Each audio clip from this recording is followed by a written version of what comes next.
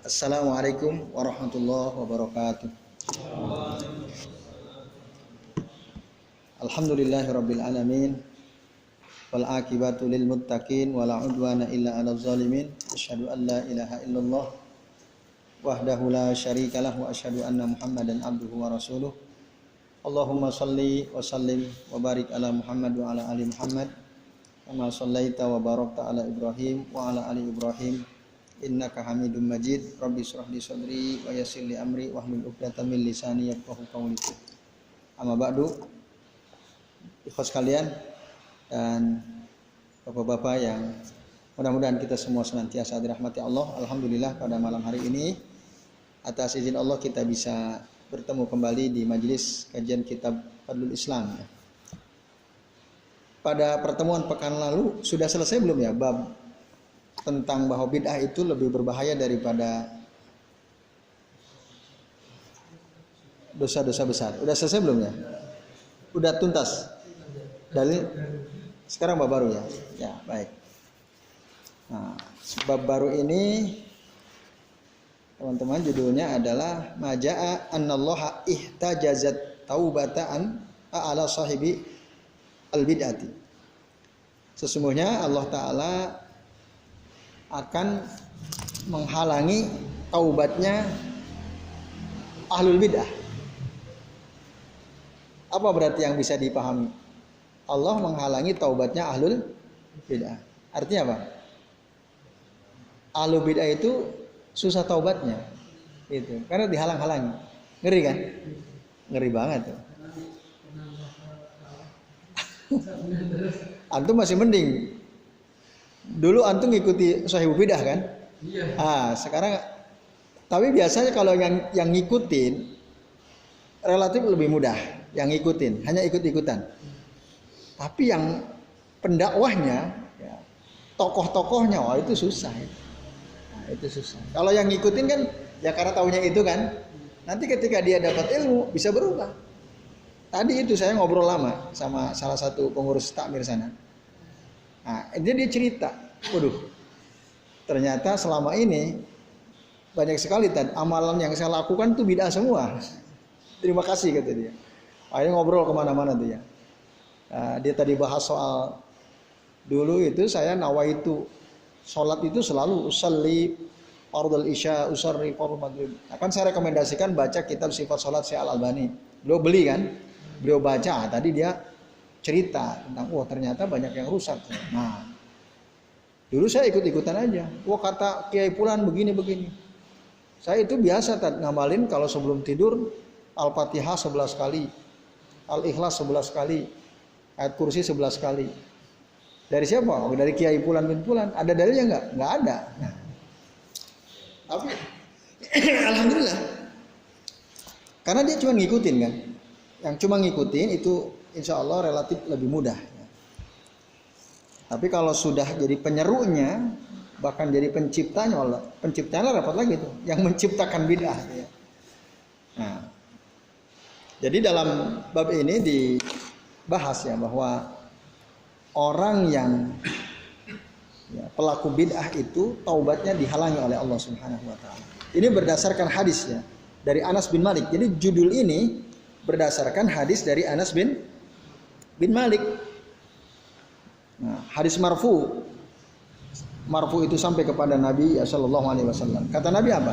Innallaha, sesungguhnya Allah itu hajaza atau hajaba at-taubata an sahibi kulli bid'atin. Itu dalilnya.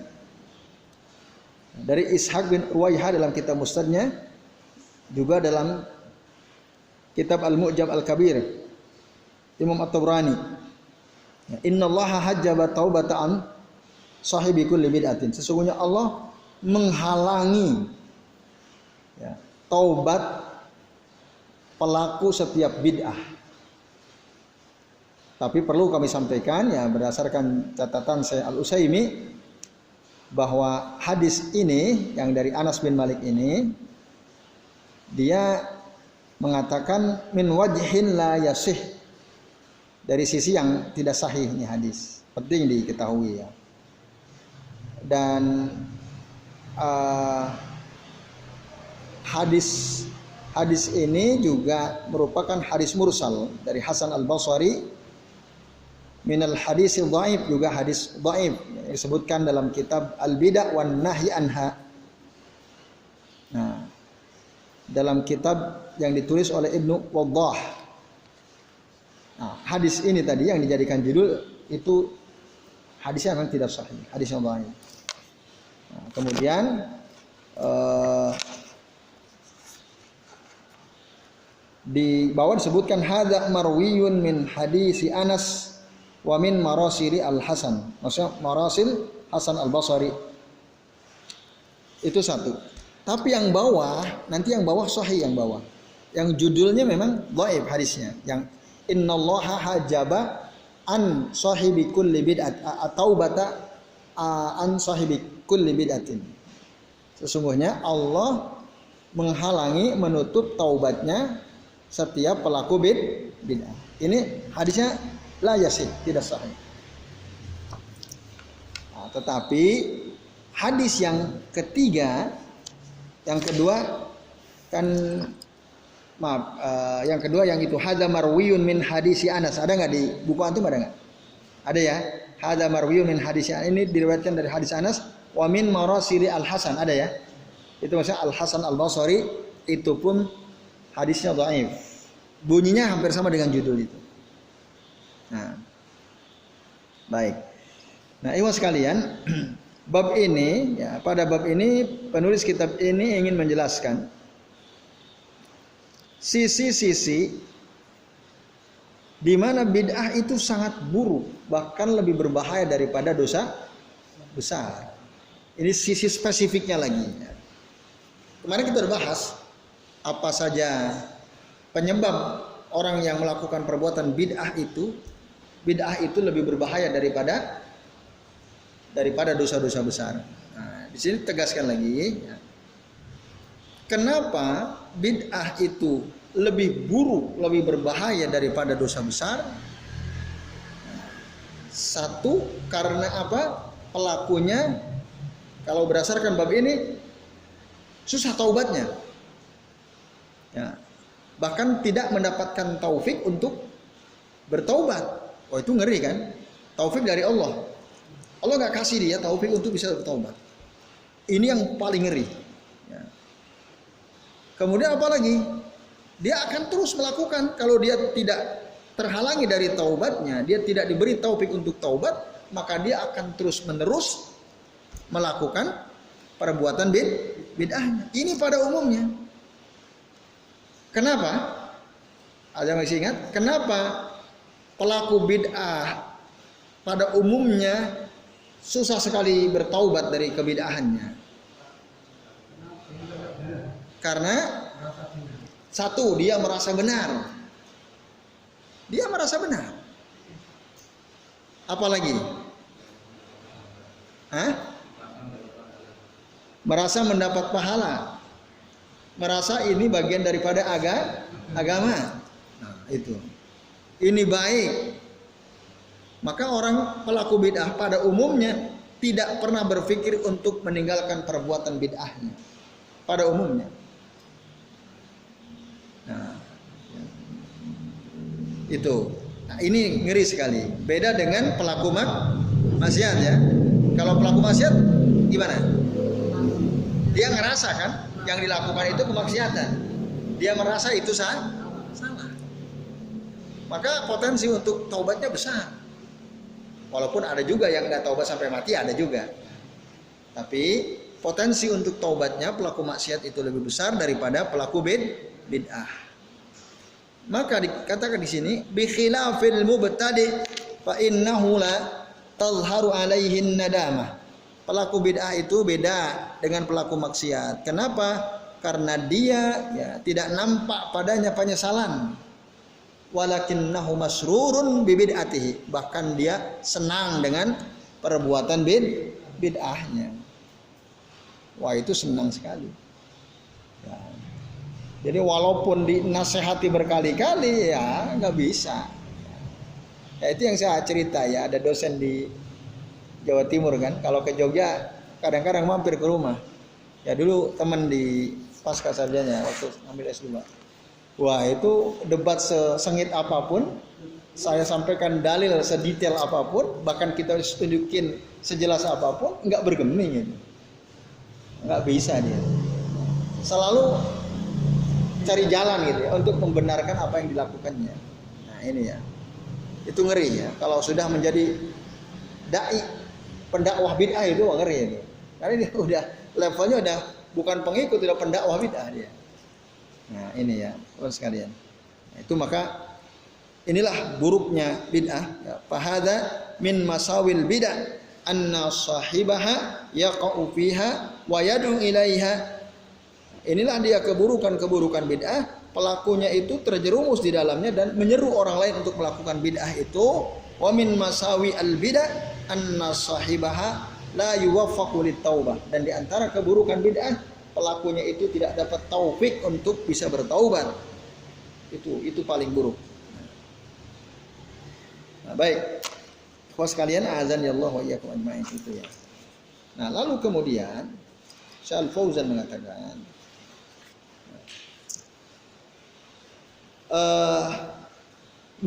ini muallif saya Muhammad bin Abdul Wahhab ya mengutip dalil hadis ini, dalil yang terakhir pada bab ini ya, yaitu Zakara Ibnu Waddah penulis kitab tadi ya, An-Nahyu anil Bidah tadi ya, Ibnu Waddah tadi penulis Al-Bidah wan Nahyi anha ya, bid'ah dan larangannya. Nah, beliau mengatakan An Ayyub dari Ayyub. Nah, ini sanadnya sahih kalau ini. Bi isnadihi sahih. An Ayyub dari Ayyub qol, dia mengatakan kana indana rajulun. Dulu kami punya teman, indana rajul itu maksudnya kami punya teman seorang laki-laki ya, yara ra'yan, dia punya pandangan atau pendapat, pandangan bid'ah. Jadi yara ra'yan itu maksudnya dia punya pandangan bid'ah. Pandangannya itu bid'ah. Fatarokahu.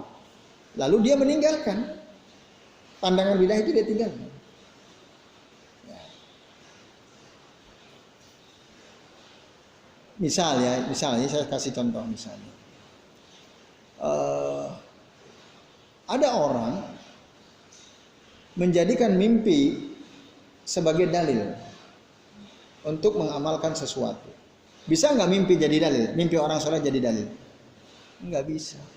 Nah, ada teman dia, gurunya mimpi, oleh gurunya disampaikan untuk diamalkan, padahal mimpi. Saya bilang, mimpi siapapun itu nggak bisa jadi dasar untuk mengamalkan suatu amalan, kecuali jika mimpi dia ya, sama dengan apa yang diajarkan Rasul, oke. Tapi kalau dia mengajarkan sesuatu yang tidak ada persamaannya dalam hadis Nabi, kalau antum amalkan bid'ah, beribadah dengan dasar mimpi. Nah, itu. Dia gitu cerita dari Kiai Fulan bin Fulan begini. Saya ngamalkan ini karena dari mimpi guru saya. Nah, ini baik, itu bid'ah itu. Ya, jadi amalan. Nah, teman sekalian ya. Jadi teman Ayyub ini dia pernah punya pandangan bid'ah. Fatarokahu, dia tinggalkan pandangannya tersebut. Maka fa'ataitu Muhammad ibn Sirin. Datanglah Ayyub menemui ulama namanya Muhammad bin Sirin. Muhammad bin Sirin ini lahirnya sekitar tahun 33 Hijriah. Rasul tahun berapa meninggal? Rasul meninggal tahun berapa? Ada yang tahu nggak? Siapa yang tahu? Tahun berapakah Rasulullah meninggal? Tahun Hijriah loh, Hijriah.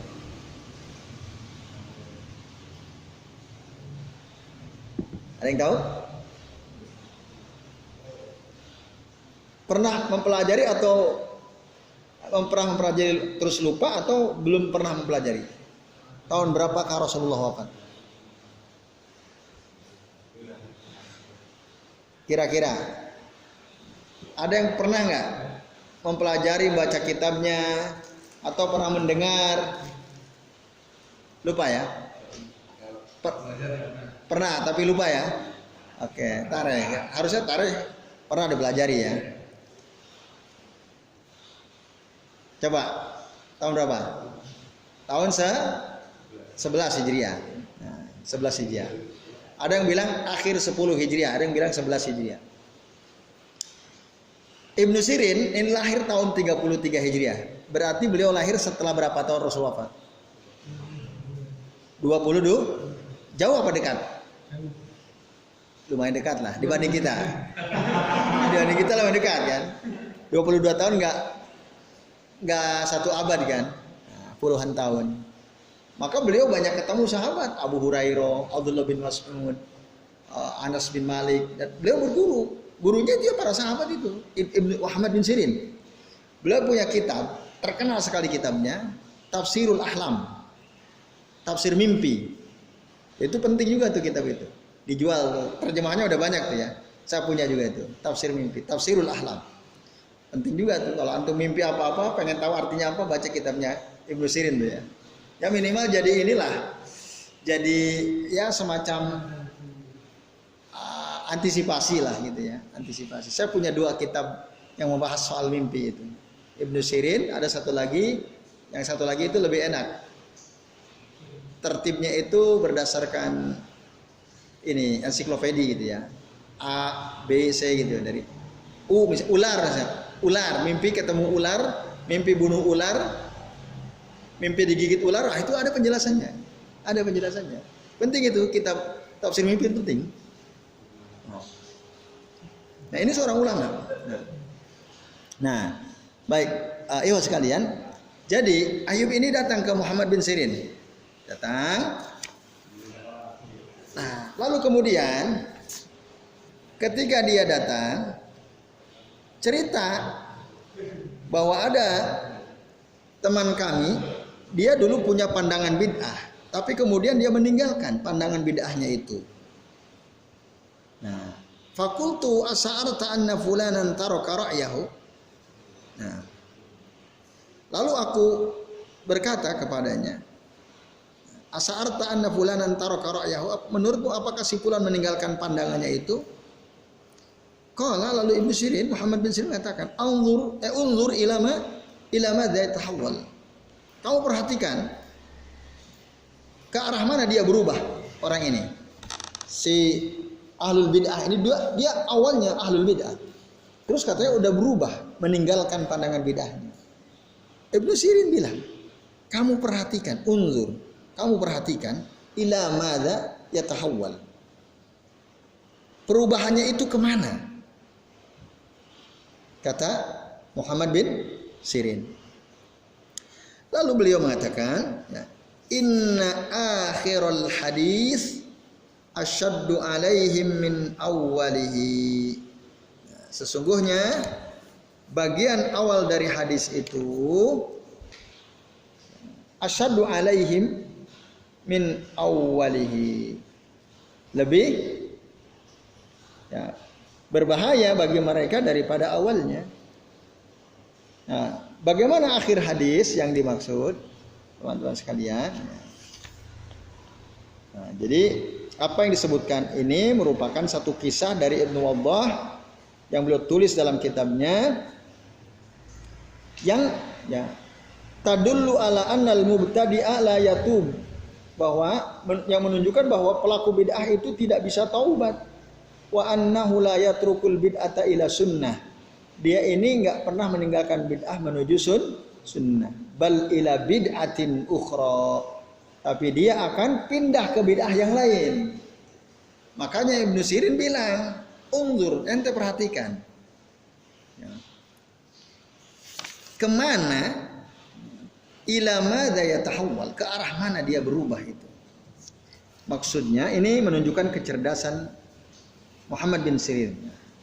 Jadi menurut Muhammad bin Sirin, pelaku bid'ah itu dia tidaklah mungkin berubah tidaklah mungkin dia pindah dari kebid'ahannya kecuali pindahnya ke bid'ah yang lain.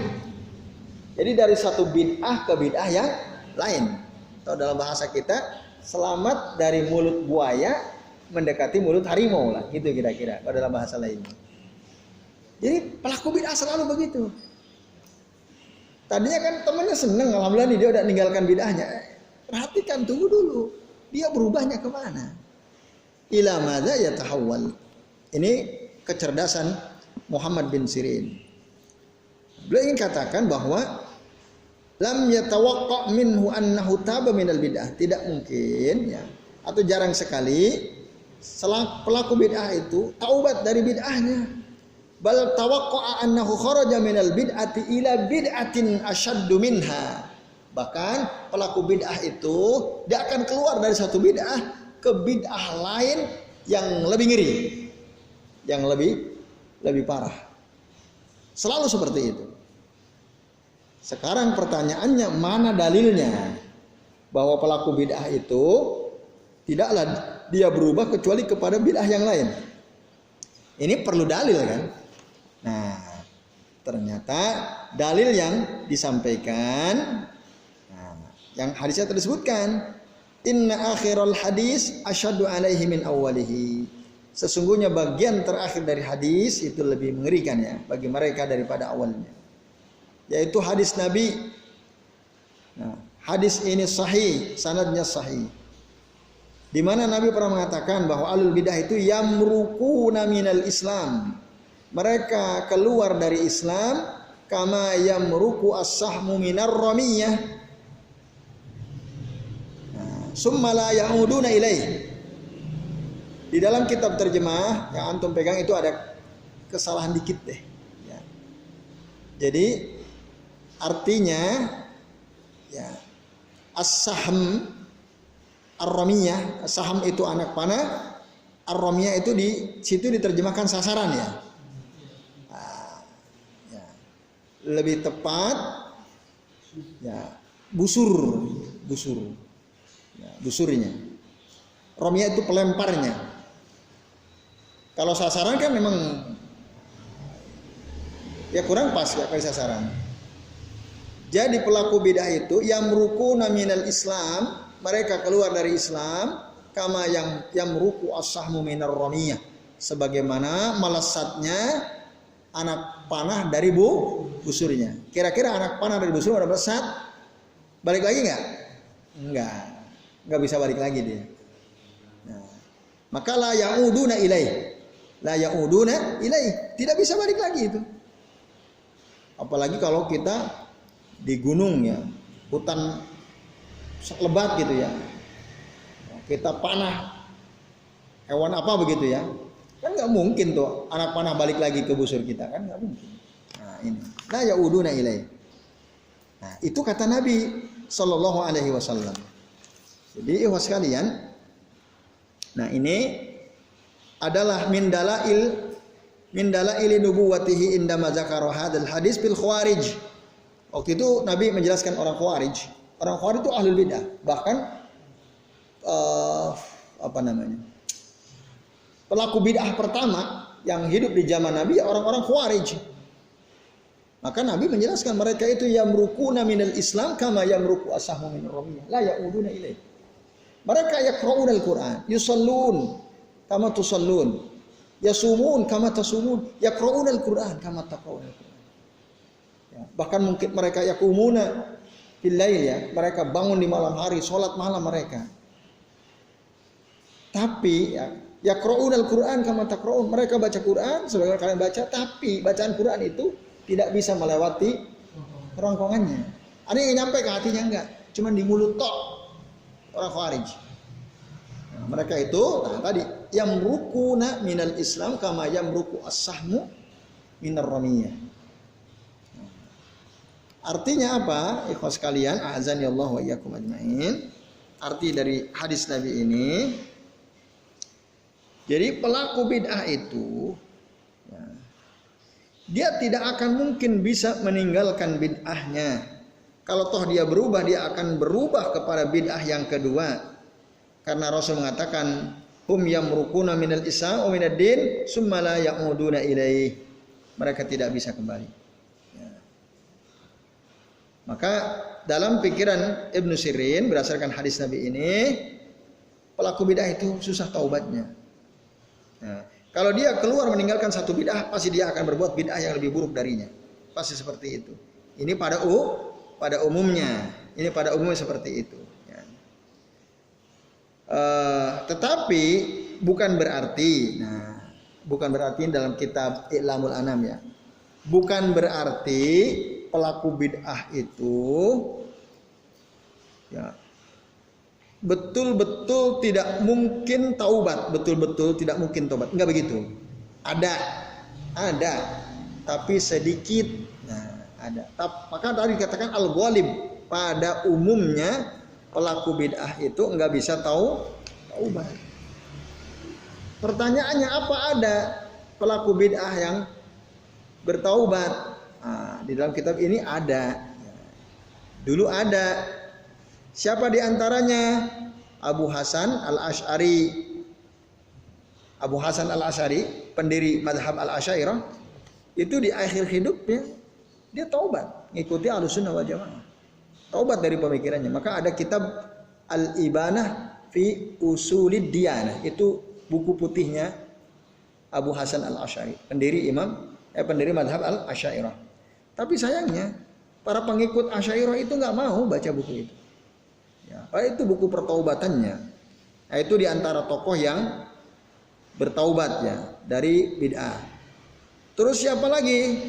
Nah, diantaranya lagi yang lain adalah Imam Al-Ghazali yang nulis kitab Ihya Ulumuddin. Nah, itu juga termasuk yang berhasil taubat. Tapi tadi tidak banyak ya, teman sekalian ya. Orang-orang pelaku bid'ah yang berhasil taubat itu tidak banyak. Nah, itu Imam Al-Muzanni, itu murid dari Al-Imam Asy-Syafi'i. Ada lagi sebenarnya disebutkan tadi Imam Ghazali, Imam siapa tadi yang saya sebut? Abu Hasan Al-Asy'ari. Nah, itu Imam Al-Juwaini ya, ada beberapa yang disebutkan tokoh-tokoh besar ya, para pelaku bid'ah yang pada akhirnya mereka taubat ya. Mereka taubat dari kebid'ahannya, tetapi ini tidaklah banyak ya. Sedikit sekali jumlahnya. Nah, dikatakan tidak sampai 10% ya. Tidak sampai 10%. Kenapa? Karena yuzayyinu lahumus syaitanu hadza. Mereka dijadikan indah oleh syaitan, wala yarawna annahum illa ala haqqin. Mereka tidak melihat diri mereka kecuali mereka berada di atas kebenaran. Kecuali mereka berada di atas kebenaran. Itulah yang dirasakan oleh mereka. Nah, ini mereka tidak akan ya'tarif bi khoto'ihi. Tidak akan mengakui kesalahannya, bahkan mereka bangga dengan bid'ah-bid'ahnya. Nah, ini sekalian ya, azan ya Allah wa iyyakum ajmain. Itu, jadi bahaya sekali memang ahlul bid'ah itu. Nah, lalu kemudian tadi summa la ya'udun, maka mereka tidak akan kembali ya. La ya'udun, mereka tidak akan kembali. Lalu Imam Ahmad ditanya pada bagian akhir hadis ini, tanyalah Imam Ahmad. Su'ila Ahmad bin Hanbal an makna dzalika faqal. Imam Ahmad ditanya tentang makna hadis tadi, yang rukuna minal Islam atau minad din summa la ya'uduna ilaih. Apa artinya? Imam Ahmad mengatakan la yuwaffaqu lit taubah.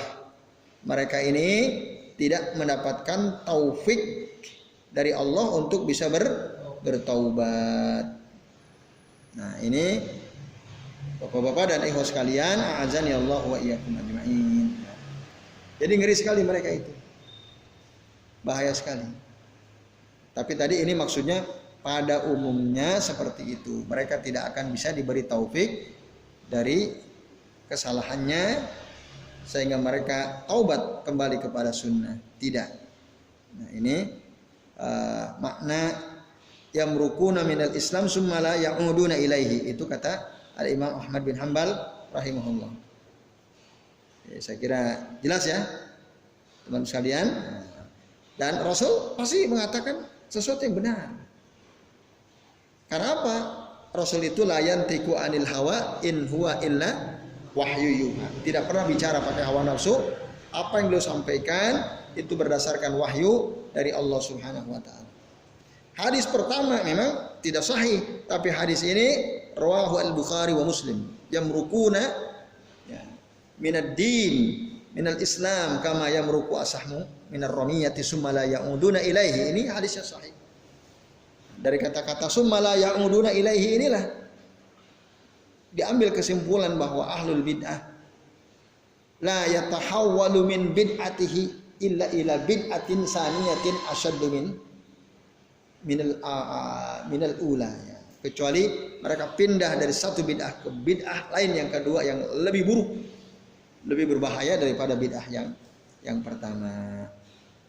Ya, saya kira ini teman sekalian ya, maka hati-hatilah dari amalan-amalan bid'ah. Tinggalkan ya, sesegera mungkin. Jangan dipertahankan, jangan diikuti, sebisa mungkin tinggalkan langsung. Nah, contoh misal tahlilan misalnya. Udah, ketika antum sudah tahu bahwa itu enggak ada dasarnya, itu adalah perbuatan bid'ah, tinggalin udah. Sebisa mungkin. Jangan enggak enak sama yang lain. Enggak enak. Ikut ajalah dulu. Nah, itu nanti susah sekali keluar. Susah sekali keluar. Kata-kata enggak enak itu bahaya tuh. Nanti seperti Abu Thalib ya, pamannya Rasul. Diajak untuk mengucapkan kalimat tauhid, enggak enak sama teman-temannya. Enggak enak sama sukunya. Akhirnya mati dalam keadaan kafir. Nah itu. Enggak enak sama tetangga. Karena dia ngadain, masa sih saya enggak hadir, kan enggak enak sama tetangga. Nah itu bahaya. Udah tinggal, udah tahu kita. Tetangga nanyain, Mas kok nggak datang? Aduh maaf saya nggak bisa datang. Kan gitu aja selesai. Atau pasti undang, maaf ya saya kayaknya nggak bisa datang. Kan gitu selesai. Walaupun kelihatan kita ada di rumah. Nah, ada di rumah kok nggak datang? Iya saya tapi nggak bisa datang. Kan gitu aja. Nah, saya waktu awal-awal pindah ke kampung saya itu ada inilah apa? Ya tokoh masyarakat lah. Ngomong ke saya untuk sosialisasi tadi, untuk sosialisasi biar ya orang pada kenal lah gitu. Pas ada kumpul-kumpul gitu, kalau bisa sih datang. Awal-awal saya datang, pas baru pertama-tama ke sana kan, ikuti dulu. Nah, alhamdulillah terus saya diminta ngisi kajian kan, bahas aja sekalian kan, bahas sekalian. Nah, kan udah clear semua, udah disampaikan dasarnya, darinya seterusnya. Ya udah pas dia sendiri yang ngadain persis depan rumah. Saya kemana-mana ada di rumah. Saya ngisi kajian hari Kamis malam Jumat, dia ngadain tahlilannya hari Kamis malam Jumat itu. Habis itu kan saya udah selesai kan, nggak ada kegiatan lagi di rumah. Dah hadapan-hadapan rumahnya. Saya bilang Pak dan saya onjeh kalau betul sangat datang gitu. Oh onjeh betul hadapan-hadapan. Udah. Sampai sekarang alhamdulillah gitu. Alhamdulillah Allah memberikan kemudahan kepada saya untuk ya tadi tidak datang dan mereka memaklumi, ya mereka memaklumi. Lalu saya sampaikan kepada bapak-bapak yang ngaji kan ada yang militan ya di antara mereka itu sekitar 25-30. Saya tanya, bapak-bapak kan udah tahu semua dasarnya, bahkan udah sering ditanyakan dalam majelis bahwa tahlilan itu bid'ah, tahlilan itu nggak ada contohnya. Bahkan kalau ada orang berwasiat, tolong nanti saya tahlilin, nggak usah wasiatnya nggak usah dilaksanakan karena wasiat yang bertentangan dengan sunnah. Udah saya sampaikan, tapi ya tetap aja mereka datang, bahkan di rumahnya memperingati 1000 hari khususnya tetap. Saya tanya, kenapa coba? Panjenengan udah tahu ilmunya, tapi kok masih nggak enak ya sama keluarga? Nah kan nggak enak sama keluarga. Padahal saya udah paham. Nah itu akhirnya yang nggak ada susah berubahnya nanti. Walaupun potensi untuk berubah ada ya, karena mereka ikut gitu ya. Nah itu teman sekalian ya, semoga Allah mudahkan kita semua yang hadir di majelis ini untuk menjauhi perbuatan bid'ah.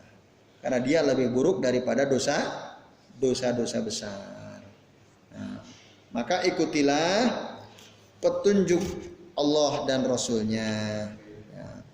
Insya Allah kalau kita mengikuti petunjuk Allah dan Rasulnya, kita akan terus lurus ya, karena dalam Al-Quran surah Muhammad ayat 17 Allah Subhanahu wa taala berfirman, walladzina ihtadaw, dan orang-orang yang ihtadaw itu menerima petunjuk dari Nabi SAW, dia mengamalkan apa yang diajarkan oleh Rasul SAW, ihtadaw itu tadi dapat petunjuk lalu diamalkan, zadahum huda, maka kelak Allah akan tambah lagi petunjuk kepadanya, wa atahum taqwahum, dan Allah akan memberikan kepada mereka ketakwaannya. Nah, jadi kalau kita udah dapat hadis, udah dapat ilmu, amalin. Supaya apa?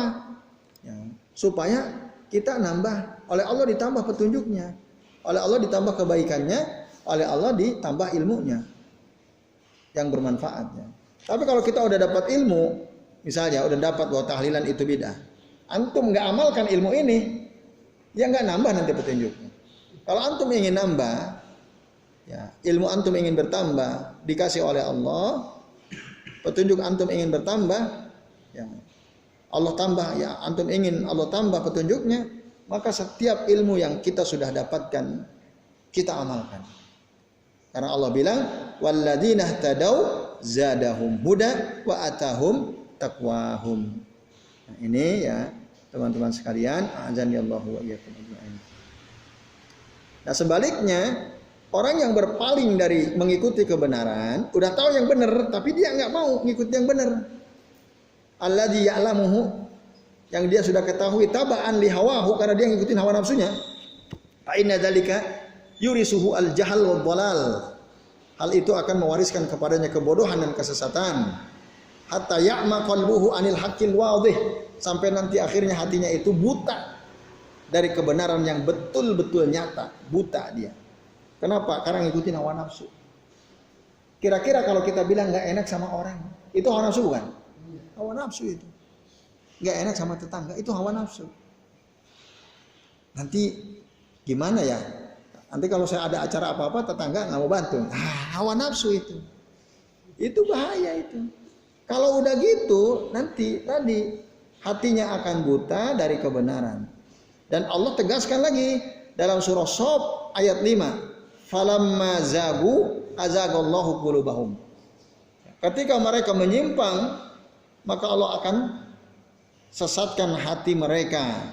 Wallahu la yahdil qaumal fasikin, dan Allah tidak akan memberikan petunjuk kepada orang fasik.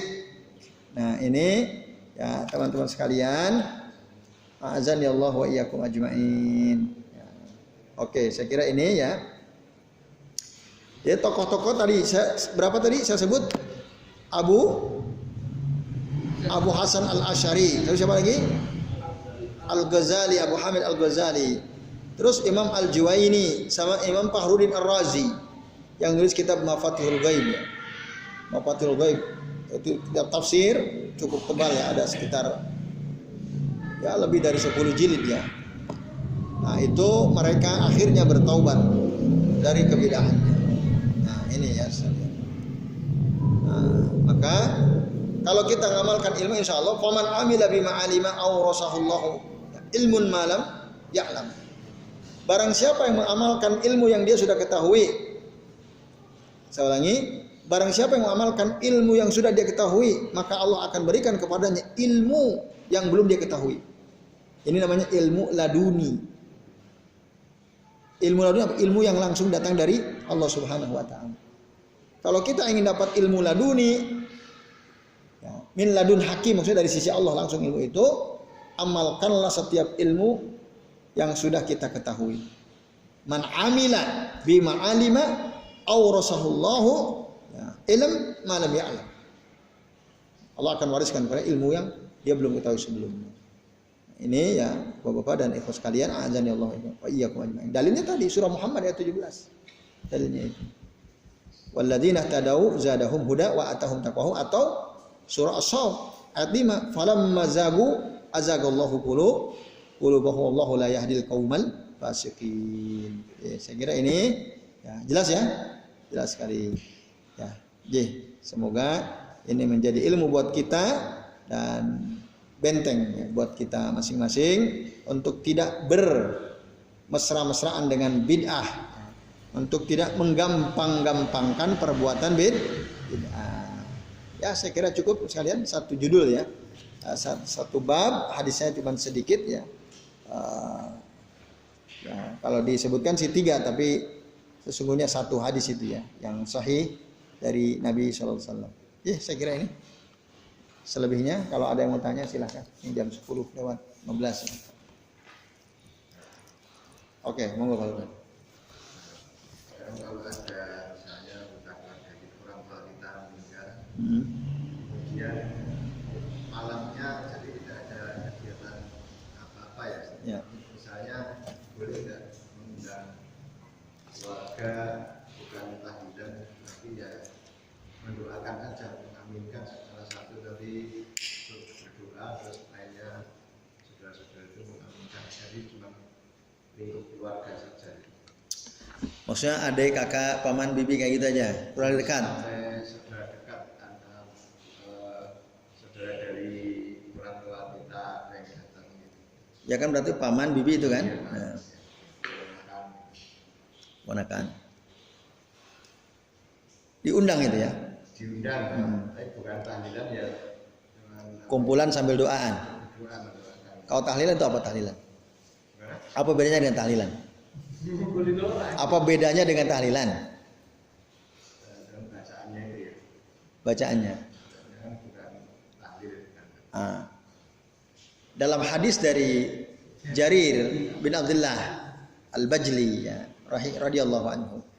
Coba perhatikan kata-katanya.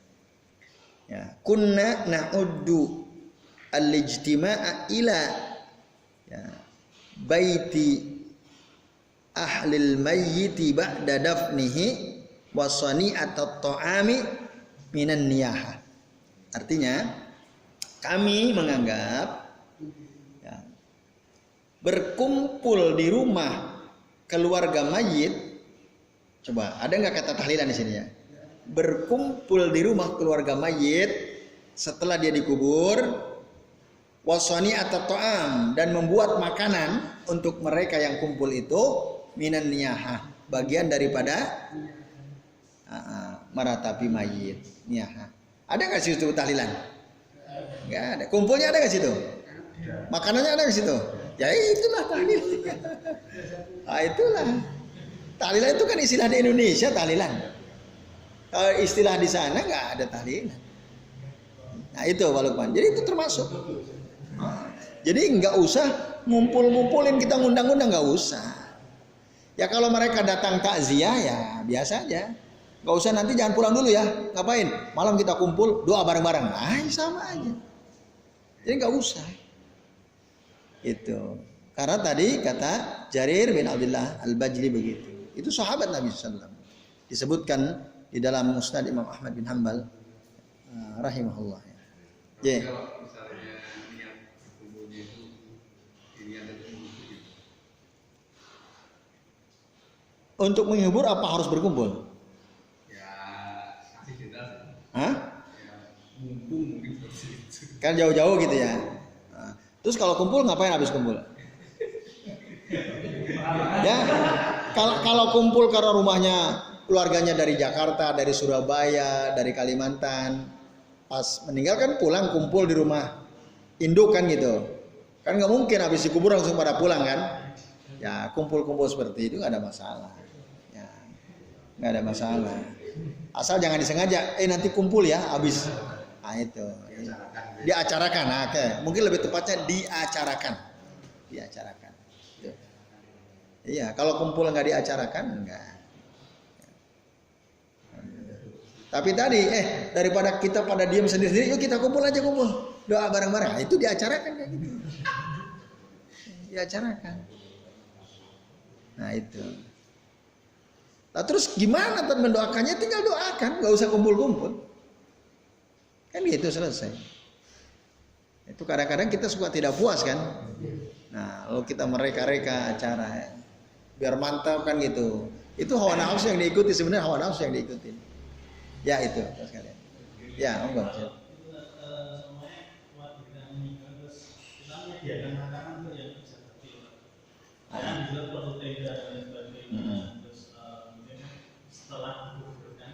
Kita menjamu mereka yang ikut terlibat. Jadi bagaimana apa kita juga yang ikut berjalan kita makan itu. Oke, nah itu lain lagi, itu lain ya. Tujuannya lain. Kita menyediakan makanan untuk yang menggali kuburan, menguburkan, itu istilahnya bayar jasa. Mereka kan berjasa nolong kita, ya nggak? Nolong kita ya sebagai ucapan terima kasih. Kita, ayo Pak makan dulu lah di rumah. Itu beda ya. Kalau seperti itu nggak ada masalah. Ya. Itu kan khususnya ya untuk yang terlibat, termasuk yang ini ya, yang gotong jenazah biasanya ikut juga tuh ya. Ya itu. Kalau itu lain. Itu kan biasanya langsung kan setelah dikubur dari makam langsung ke rumah si mayit kan? Ya. Itu enggak. Kan enggak doa-doa kan, cuma makan aja kan? Iya. Itu beda, lain itu. Itu enggak ada masalah. Ya. Ya itu sebabnya lain ya. Ilahnya beda ilahnya. Ya itu. Ya itu contoh saja sih ya. Maksudnya banyak contoh lain yang bid'ah banyak dilakukan oleh masyarakat dan mereka merasa itu benar-benar saja. Ya, itu contoh saja. Yang lain-lain kan misalnya kayak acara Maulid Nabi, memperingati Isra Mi'raj dan lain sebagainya kan. Itu termasuk dosa ketika menyediakan minuman keras. Baik orang yang minum juga dosa, yang menyediakan minuman keras dosa, yang membuat minuman keras dosa, yang melayani kan ada 10 dosa. Yang terlibat gitu ya.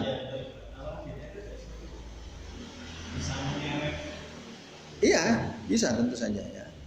Bahkan si mayitnya aja bisa kena kalau bid'ah. Yang udah matinya aja bisa kena. Karena kata Nabi, innal mayyita yu'adzabu fi qabrihi bimaniha alaih. Sesungguhnya mayit itu diadab di alam kuburnya disebabkan karena ratapan orang terhadapnya. Bimaniha alaih. Nah, kumpul-kumpul membuat makan untuk mereka itu bagian daripada niyahah. Berarti kan si keluarga mayit itu meratapi si mayit, caranya ngundang orang, suruh berdoa, lalu kasih makanan.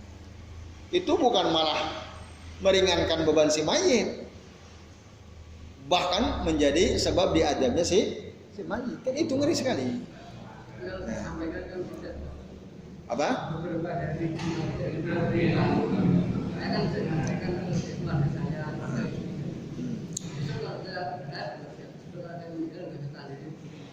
Ada hadisnya dari Jarir bin Abdullah. Kalau saya meninggal, saya sudah nyampaikan seperti ini, nanti kalau saya nggak nyampaikan ini, nanti saya diajar. Saya meninggal. Tapi yang melakukan kalau nggak tobat itu nanti akan dipakaikan jubah dari aspal panas yang gatal juga. Jadi saya sampaikan seperti itu. Nah besok kan ketika seandainya saya meninggal duluan, saya meninggal duluan. Nah itu masih dilakukan, tapi kan saya nggak kena aja Ustaz. Enggak. Saya kan sudah menyampaikan. Oke, enggak. Karena antum sudah menyampaikan. Gitu. Jadi yang akan diadab ya yang tidak menasehati keluarganya. Kalau sudah menasehati kok keluarganya masih ngadain, ya antum nggak kena. Karena antum sudah mendakwahi mereka, menyampaikan al-haq, kebenaran kepada mereka. Yaitu tidak kena kalau sudah. Maka penting memang dari sekarang. Kalau orang banyak wasiat nanti kalau aku mati tolong ditahlilin 100 hari, 1000 hari tolong ya, bahkan ada haul, tolong adain haul. Nah, haul itu kan memperingati kematian seseorang kan. Haul, kiai-kiai banyak yang dihaulin. Banyak. Apa pernah ada haul Rasulullah? Ya ada maulid Nabi menurut mereka itu. Dalilnya maulid Nabi. Mereka ngadain haul, dalilnya apa? Maulid Nabi dalilnya. Wong Nabi aja di maulidin katanya. Nyontoh. Siapa yang ngajarin maulid Nabi? Kan nggak ada. Sahabat nggak pernah. Nah, Syiah, orang Syiah betul. Itu. Hampir tokoh-tokoh kiai-kiai ya yang punya pesantren itu pasti ada haulnya. Haul Kiai Fulan bin Fulan, haul Kiai. Dari mana dasarnya? Nggak ada. Kan ada kebaikan, memperingati, menyampaikan ke masyarakat tentang apa saja jasa-jasanya, apa saja kebaikannya kan gitu. Apakah harus caranya seperti itu? Tidak harus. Terus piye caranya supaya masyarakat tahu? Ya tulis aja buku, sejarahnya, biografinya. Orang semua tahu sejarah Rasulullah karena baca bukunya kan. Orang tahu sejarah Abu Bakar, sejarah Umar dari mana? Apakah dari haul? Enggak. Dari kitab yang ditulis. Tulis. Kalau antum ingin ya dikenang kebaikan bapak antum, tulis. Tulis gitu. Antum ingin dikenang kebaikan antum, nulis buku antum. Nanti orang kenal sama antum. Yuk kita nulis kan, biasakan nulis gitu kan. Nah, itu. Dibagikan. Ada tuh orangnya, dia punya kakaknya orang soleh, orang baik. Meninggal gara-gara benerin listrik, jatuh, strom. Ya, beberapa hari kemudian adiknya nulis, bagus sekali saya dikasih tulisan adiknya tentang kakak yang meninggal. Wah, bagus sekali. Ya, jadi catatan dari si adik tentang kakaknya itu. Kayak gitu kan. Jadi kenal. Oh, saya jadi kenal kakaknya. Oh, ternyata saya udah kenal sebenarnya, cuman hanya kenal nama, kenal biasa aja. Tapi setelah saya baca tulisan adiknya, oh, jadi kenal lebih jauh gitu ya. Nah, itu caranya. Gak usah diadain acara haul. Coba acara haul tuh ngabisin uang nggak? Ngabisin uang, itu besar-besaran. Nah, itu. Tapi itu syiar mereka memang. Syiar mereka. Selain mereka ada nggak yang ngadain haul? Nggak ada. Itu syiarnya mereka. Nah itu ya sekalian. Oke. Jelas ya? Itu. Ya. Tapi di luar tema. Ya. Masalah mengundurkan waktu sholat. Artinya, misalkan jam 7 ya, jam 7.20 sekarang. Tapi adanya diundurkan, tapi tidak ada kajian. Sengaja mengundurkan. Isa maksudnya? Iya. Sholat Isya. Semua sholat. Sholat mundur semua. Alasannya? Dan alasan itu kan apa? Adanya waktu sekarang nggak bisa patokan. Patokannya itu alam. Kita seperti itu patokannya alam. Jadi cari amannya mundur. Biasanya mundurnya setelah 4 jam setelah itu keadaan umumnya masjid, seandainya masjid di sana itu sudah pada komat, sini baru ada sendiri. Itu gimana ya betulnya? Baik, terima kasih. Yang patokannya alam siapa itu? Orang banyak. Yang membuat itu cerita teman saya. Teman saya dari ustadznya. Kita mundurin demi amannya. Nah, itu kan. Yang tadi dimaksud patokannya alam itu siapa? Yang mana yang patokannya alam itu? Ya waktu itu kita. Ya waktu sholat kan jelas. Dalam kitab Bulughul Maram bab mawaqitus sholat, waktu-waktu sholat kan jelas. Zuhur mulainya kapan, akhirnya kapan. Asar mulainya kapan, akhirnya kapan. Begitu juga maghrib, begitu juga isya kepada subuh. Zuhur itu mulainya ketika matahari sudah tergelincir dari tempat istiwanya. Itu mulainya ketika sudah condong ke arah tempat tenggelamnya. Sampai kapan? Sampai bayang-bayang seseorang sama tinggi dengan aslinya. Itu waktu zuhur terakhir. Asar saat bayangan seseorang lebih tinggi sedikit dari aslinya. Sampai kapan? Sampai tenggelam matahari. Nah, maghrib sejak tenggelam matahari sampai kapan?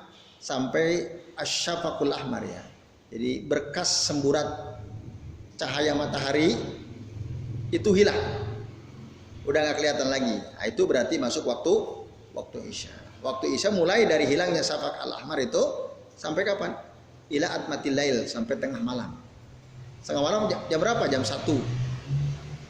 Nah, itu yang kuat ya, pendapat yang kuat. Waktu terakhir isya itu sekitar jam 1-an. Atmatil lail, pokoknya pertengahan malam. Itu fleksibel pertengahan malam, tinggal tergantung awal malamnya kapan, akhir malam kapan, tinggal bagi dua. Maka Rasul tidak menyebut jam, tapi matul lail, pertengahan malam. Subuh kapan? Mulai ba'da tulu'il fajr hatta tatlu asy-syams. Itu clear semua, bisa dilihat gitu. Nah, itu cara menentukan waktu. Nah, orang memang mungkin banyak waktu lihat jam, ya kan, ditentukan oleh jam. Orang nggak peduli sama matahari. Apakah matahari udah condong ke barat apa belum? Yang penting waktu udah zuhur di situ. Allahu Akbar, Allahu Akbar. Padahal kalau dia keluar, bayangannya masih ada di barat. Bayangan seseorang masih ada di barat, udah masuk waktu zuhur belum? Belum. Berarti posisi bayangan di mana ketika udah masuk waktu zuhur? Timur. Kan gitu. Nah, tapi karena orang lihat jam itu, nggak lihat matahari, nggak peduli sama matahari, itu yang diikutin.